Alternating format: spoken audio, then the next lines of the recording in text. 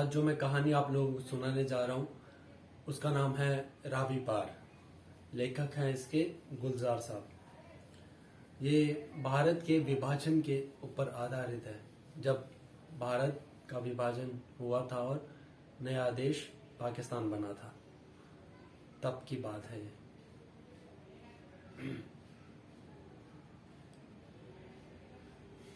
पता नहीं दर्शन सिंह क्यों पागल नहीं हो गया।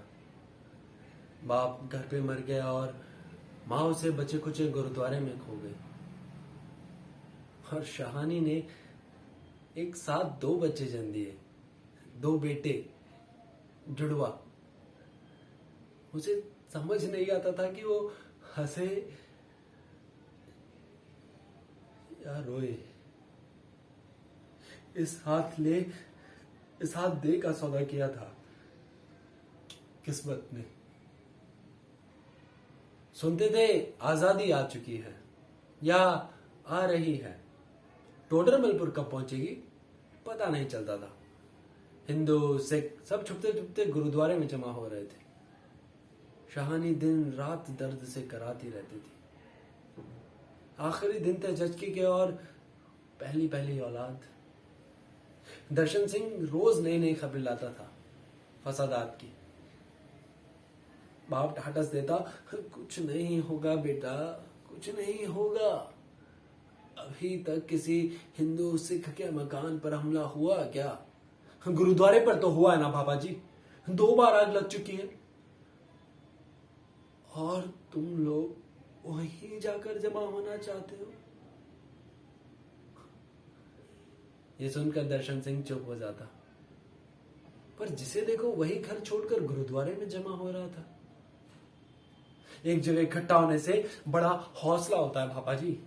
अपनी गली में तो कोई हिंदू या सिख नहीं रह गया, बस हम ही हैं अकेले। 10-15 दिन पहले की बात थी। रात के वक्त पापा जी के गिरने की आवाज हुई आंगन में। दूर गुरुद्वारे की तरफ से हम बोले सोनिहाल के नारे सुनाई दे रहे थे। बाबा जी की उसी से आंख खुल गई थी और वो छत पर देखने चले गए थे। सीढ़ियां उतरते पांव फिसला और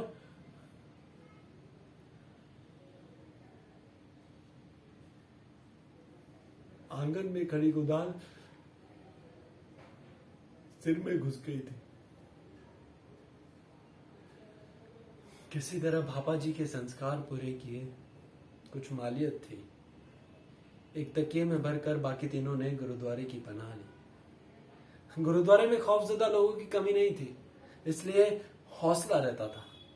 अब उसे डर नहीं लगता था। दर्शन सिंह कहता, हम अकेले थोड़ी हैं, और कोई नहीं तो वाहे गुरु के पास तो है। नौजवान सेवादारों का जत्था दिन भर काम में जुटा रहता। लोगों ने अपने अपने घरों से जितना भी आटा दाल घी था सब उठवा लिया था। लंगर दिन रात चलता था।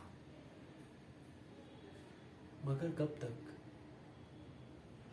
यही सवाल सबके दिल में था।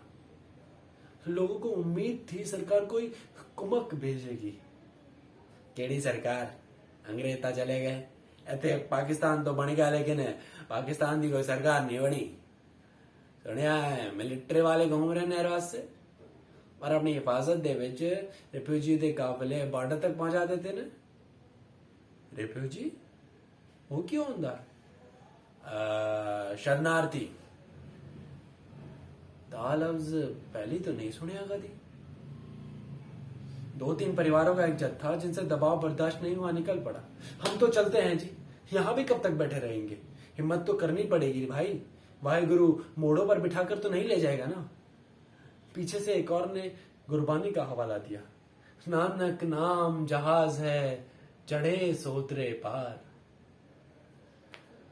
जब कोई निकल जाता तो खला का एक बुलबुला सा बन जाता माहौल में। फिर कोई और आ जाता तो बाहर की खबरों से बुलबुला फूट जाता। स्टेशन पर तो बहुत बड़ा कैंप लगा है जी। लोग भूख से भी मर रहे हैं और खा खा के भी। बीमारी फैलती जा रही है। 5 दिन पहले एक ट्रेन गुजरी थी यहां से, तिल रखने को जगह नहीं थी उसमें। लोग छतों पर लदे हुए थे। वो सुबह सकरात की थी। गुरुद्वारे में दिन रात पाठ चलता रहता था। शाहानी ने बड़ी शुभ घड़ी में अपने जुड़वा बेटों को जन्म दिया। एक तो बहुत ही कमजोर पैदा हुआ, बचने की उम्मीद भी नहीं थी, लेकिन शाहानी ने नाभि के जोर से बांधे रखा उसे। उसी रात किसी ने कह दिया, स्पेशल ट्रेन आई है रिफ्यूजियों को लेने, निकल चलो। एक बड़ा सा हुजूम रवाना हो गया गुरुद्वारे से। दर्शन सिंह भी, शाहानी कमजोर थी बहुत, लेकिन बेटों के सहारे चलने को तैयार हो गई। मां ने हिलने से इनकार कर दिया, मैं आ जाऊंगी बेटा, अगले किसी काफिले नाल आ जाऊंगी, तो बहू और मेरे पोतों को संभाल के निकल जा। दर्शन सिंह ने जिद की तो ग्रंथी ने समझाया, सेवादारों ने हिम्मत दी, निकल जाओ सरदार जी, एक एक करके सब बॉर्डर पार पहुंच जाएंगे और बीजी हमारे साथ आ जाएंगी। दर्शन सिंह निकल पड़ा सबके साथ। ढक्कन की एक बेंत की टोकरी में 2 बच्चों को डाल यूं सर पे उठा लिया जैसे परिवार का खोंचा लेकर निकला हो। स्टेशन पर गाड़ी थी, लेकिन गाड़ी में जगह नहीं थी। छत पर लोग घास की तरह उगे हुए थे। बेचारी नई वनजार माँ और नौजायदा बच्चों को देखकर लोगों ने ऊपर चढ़ा लिया और जगह दे दी। करीब 10 घंटे बाद गाड़ी में जरा सी हरकत हुई। शाम बड़ी सुर्ख थी, लहूलुहान, तपा हुआ, दमदमाया हुआ चेहरा। शाहानी की छातियां निचुड़ के छिलका हो गई थी। एक बच्चे को रखती तो दूसरा उठा लेती। मैले कुचले कपड़ों में लिपटी 2 बच्चों की पोटलियां लगता था किसी कूड़े के ढेर से उठाई हो। कुछ घंटों बाद जब गाड़ी रात में दाखिल हुई तो दर्शन सिंह ने देखा एक बच्चे के हाथ पांव तो हिलते दिखे थे, कभी कभी रोने की आवाज भी होती थी, लेकिन दूसरा बिल्कुल साकित था। पोटली में हाथ डालकर देखा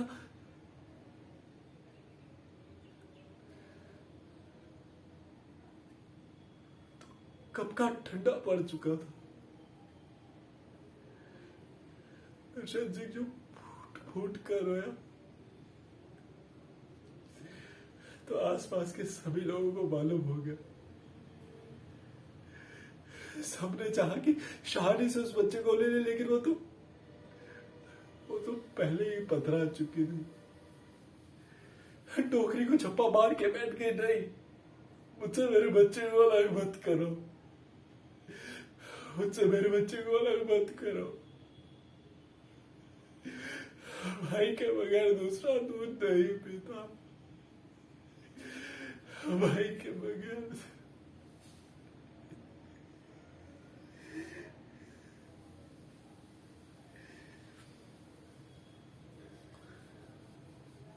अंधेरे में लोग अंदाजा ही लगाते रहते, ये तो गुजरा वाला है जी, गुजरा वाला। अरे गुजरा वाला तो निकल गया जी, ये तो खैराबाद है जी, खैराबाद। बस 1 घंटा और लाहौर आए कि समझो पहुंच गए हिंदुस्तान। जोश जोश में लोग नारे भी लगाने लगे थे, हर हर महादेव, जो बोले सोनिहाल, सत श्री अकाल। ट्रेन एक पुल पर चढ़ी तो लहर सी दौड़ गई, रावी आ गया जी, रावी है, लाहौर आ गया। इसी शोर में किसी ने दर्शन सिंह के कान में फुसफुसा कर कहा, सरदार जी, बच्चे को यहीं फेंक दो रावी में, उसका कल्याण हो जाएगा। उस पार ले जाकर क्या करोगे?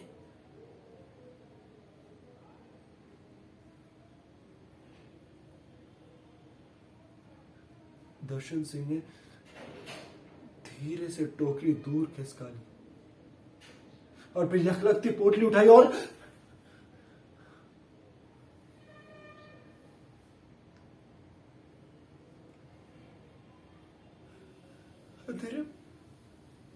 अंधेरे में हल्की सी सी आवाज सुनाई थी किसी बच्चे के रोने की। दर्शन सिंह ने देखा, घबराकर शाहानी की तरफ।